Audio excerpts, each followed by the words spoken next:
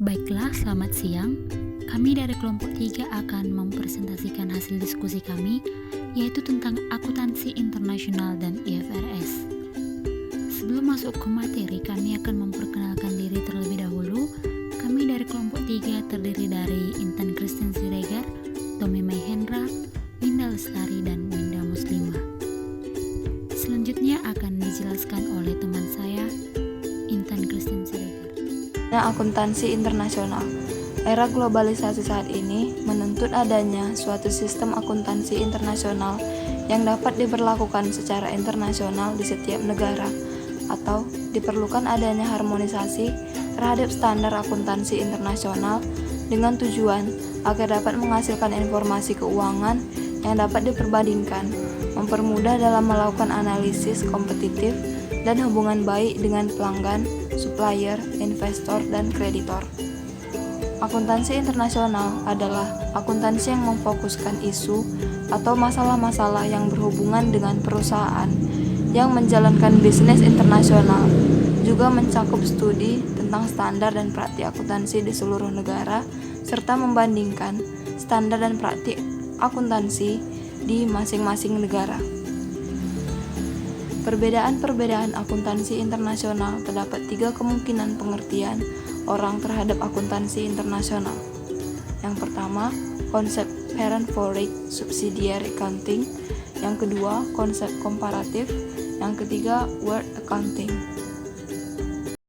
Terdapat beberapa faktor yang mengakibatkan perbedaan tujuan, standar, dan kebijakan dan teknik akuntansi, yaitu yang pertama, relativisme budaya. Yang kedua, relativisme bahasa. Yang ketiga, relativisme politik dan sipil. Yang keempat, relativisme ekonomi dan penduduk.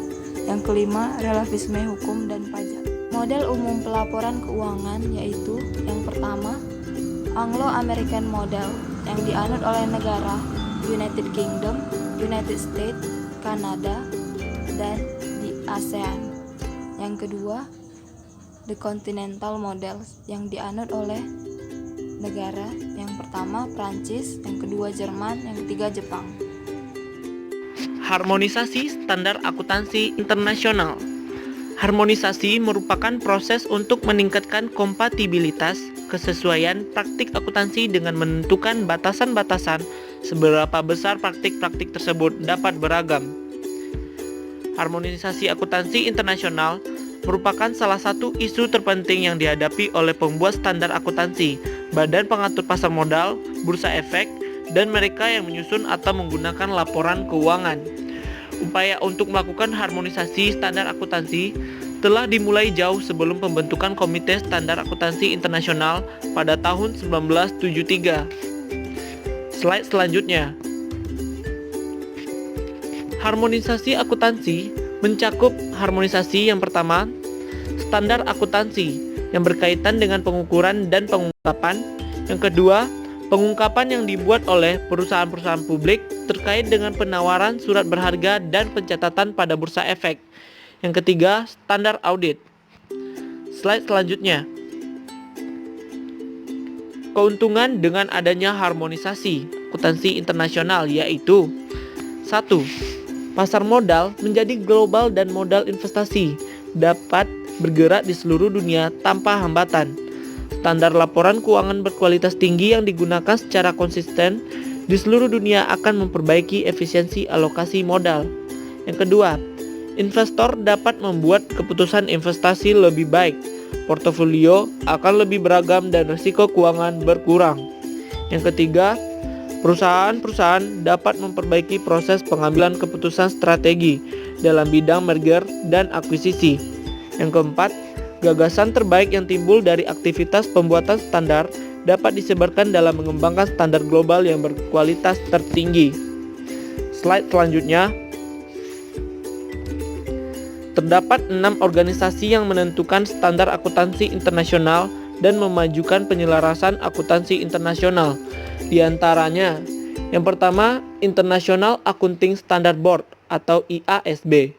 Yang kedua, Commission of the European Union atau EU.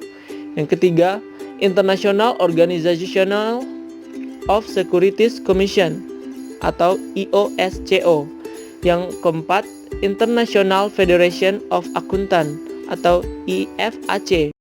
Yang kelima, United Nations Intergovernmental Working Group of Experts on Standard of Accounting and Reporting atau ISAR. Yang keenam, Organization for Economic Cooperation and Development Working Group on Accounting Standard atau OECD Working Group. International Accounting Standard Board atau IASB memiliki tujuan yang pertama, mengembangkan untuk kepentingan publik seperangkat standar akuntansi yang berkualitas tinggi, mudah dimengerti, dan tidak sulit untuk dilaksanakan, yang menurut informasi berkualitas tinggi, transparansi, dan sebanding mengenai laporan keuangan dan kondisi keuangan lainnya. Yang kedua, memajukan penggunaan dan penerapan yang tepat dari standar-standar yang dibuat. Yang ketiga, memperhatikan kebutuhan khusus perusahaan kecil, menengah, dan perkembangan ekonomi, guna memenuhi tujuan nomor 1 dan 2. Yang keempat, meningkatkan kualitas konvergensi standar akuntansi di setiap negara, serta standar akuntansi internasional dan standar pelaporan keuangan internasional. Selanjutnya, International Organization of Security Commission atau IOSCO, organisasi internasional komisi pasar modal yang beranggotakan sejumlah badan regulator pasar modal yang ada di lebih dari 100 negara. Tujuan dari IOSCO diantaranya yang pertama, bekerja sama untuk memajukan standar tinggi agar dapat memelihara pasar yang adil, efisien, dan baik.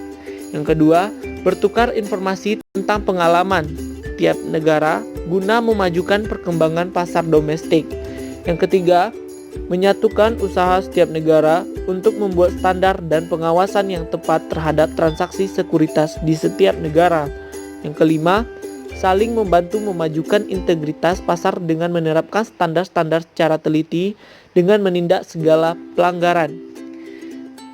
Selanjutnya, International Federation of Accountants atau IFAC merupakan organisasi tingkat dunia yang memiliki 159 organisasi anggota di 118 negara yang mewakili lebih dari 2,5 juta akuntan.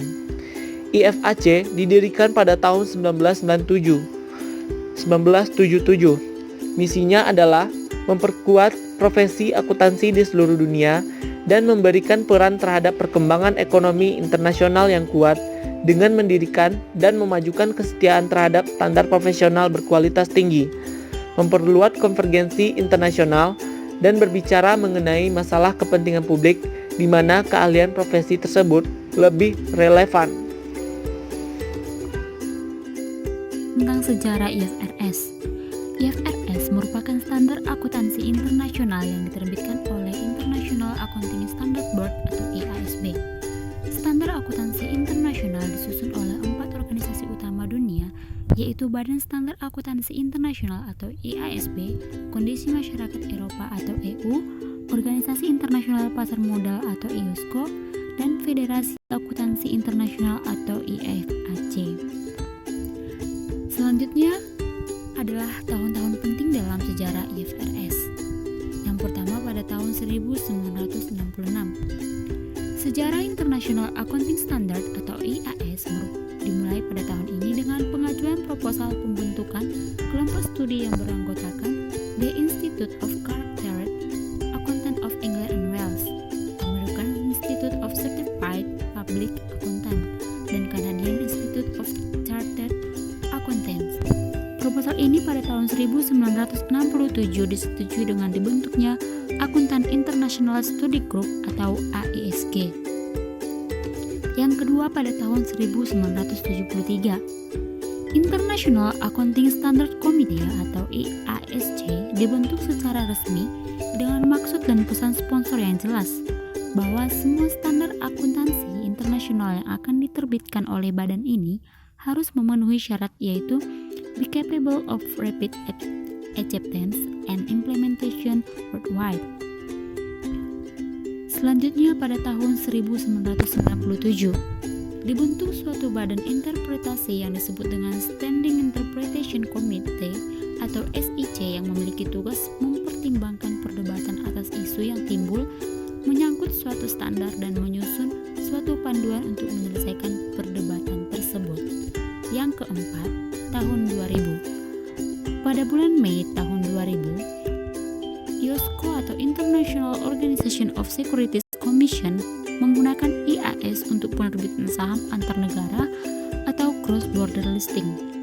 Yang terakhir pada tahun 2001. Pada bulan April tahun 2001, IASC melakukan restrukturisasi dengan membentuk IASB atau International Accounting Standard Board yang akan menjadi pengganti IASC sebagai standard setter, sementara IASC menjadi foundation. IASB akan melanjutkan pengembangan IAS yang telah diterbitkan sebelumnya dan pemberian dan IFRS. IAS dan IFRS adalah standar akuntansi dan pelaporan keuangan yang merupakan produk IAS dan IASB. IFRS adalah produk IASB versi baru dan IAS adalah produk IAS versi lama. Selain itu, terdapat pula International Financial Reporting Interpretation Committee dan Standing Interpretation Committee. IAS adalah produknya yang kemudian berubah menjadi IFRS atau International Financial Reporting Standard.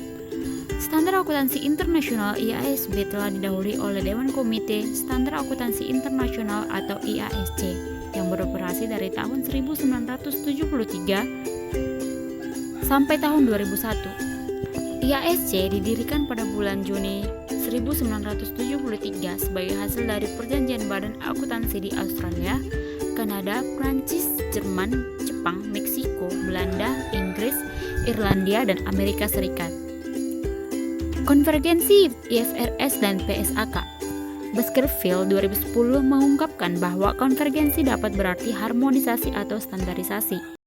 Namun, harmonisasi dalam konteks akuntansi dipandang sebagai suatu proses meningkatkan kesesuaian praktik akuntansi dengan menetapkan batas tingkat keberagaman. Jika dikaitkan dengan IFRS, maka konvergensi dapat diartikan sebagai proses menyesuaikan standar akuntansi keuangan atau SAK terhadap IFRS. Yang selanjutnya, terdapat 3 tahapan dalam melakukan konvergensi IFRS di Indonesia, yaitu yang pertama tahapan adopsi, yang kedua tahap persiapan akhir, dan yang terakhir adalah tahap implementasi. Demikianlah hasil diskusi kami. Jika ada kesalahan, kami mohon maaf. Sekian dan terima kasih.